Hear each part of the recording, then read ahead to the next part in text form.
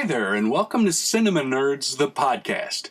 My name is Mike Turkis, and I am the editor-in-chief of CinemaNerds.com, your destination for everything movies. At Cinema Nerds, we have coverage of movie news, trailers, reviews, as well as the occasional interview. Every week on this podcast, we will be offering our views on the latest film releases, such as our topic today. Mom's away. Mrs. Harris, what would I do without you? Mrs. Harris is the soul of discretion. One would never know she'd been but for the polish on my knobs. That's what we are, Vi, the invisible women.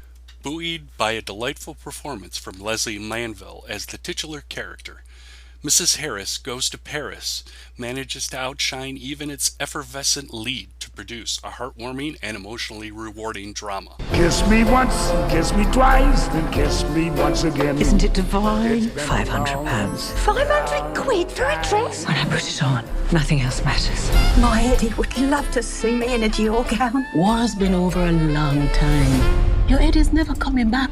The film relates the tale of a recently widowed Ada Harris, who, after becoming entranced by a couture Dior dress, embarks on a quest to purchase one of her own. Suddenly, through a series of fortunate events, Mrs. Harris finds herself on an adventure in Paris that will resonate throughout both her own life and the house of Dior itself. Nothing wrong with dreaming, Ada. That's what you are. You're a dreamer. You should have been receiving a war widow's pension. It comes to quite a tidy sum. Oh, it's my Eddie. It's a sign from my angel. What are you going to do? I'm going to buy a dress. A Christian Dior from Paris.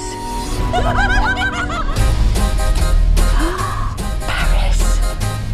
Ni ses départs, ni ses navires. Excuse me, dear. I'm after a frock. One of them £500 ones. You have the wrong address.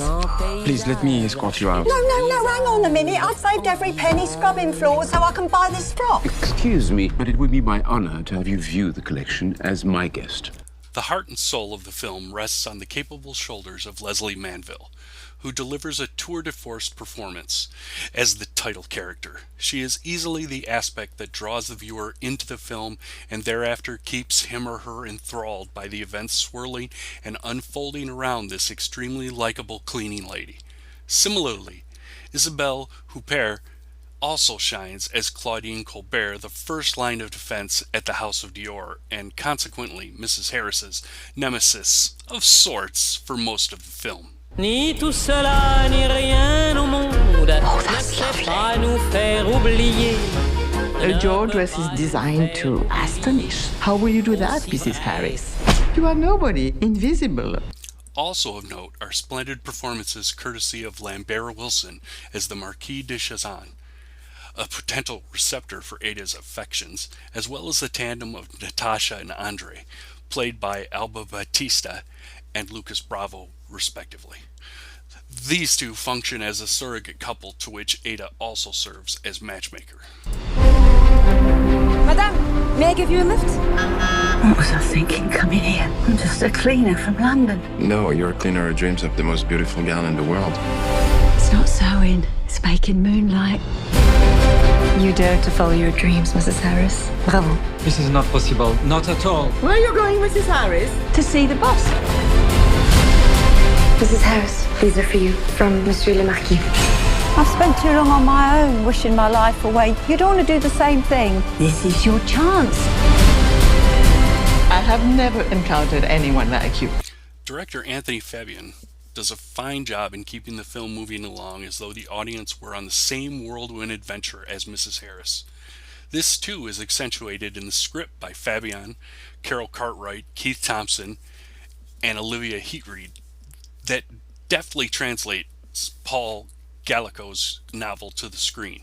The pacing and dramatic highs and lows hit all the proper notes and results in an incredibly entertaining tale of one woman finding the courage to continue to search for the beauty and good in life, despite the bad times that befall her. Come on, girls, follow me. Today there's a new woman, a modern woman. I thought it was too late. Now I'm not so sure. Who's that bloke? Looks the master himself, Monsieur Dior. He looks like my milkman. Although the crux of the film is the likability of Manville as Mrs. Harris, the look and pacing of the film, provided by cinematographer Felix Weideman and editor Barney Piling, are invaluable in bringing together this ensemble piece into such a cohesive and enjoyable package. Similarly, the mise-en-scène of the film, courtesy of Luciana Arrighi's production design, Nora Talmer's set decoration, and the costumes designed by Jenny Bevan, all echo the sort of whimsical adventure that has besought Mrs. Harris despite its ominous beginnings. Exquisitely charming and effortlessly held together by a delightful performance from Leslie Manville, Mrs. Harris Goes to Paris proves to be an uplifting and thoroughly entertaining film that even the most ardent of curmudgeons will enjoy.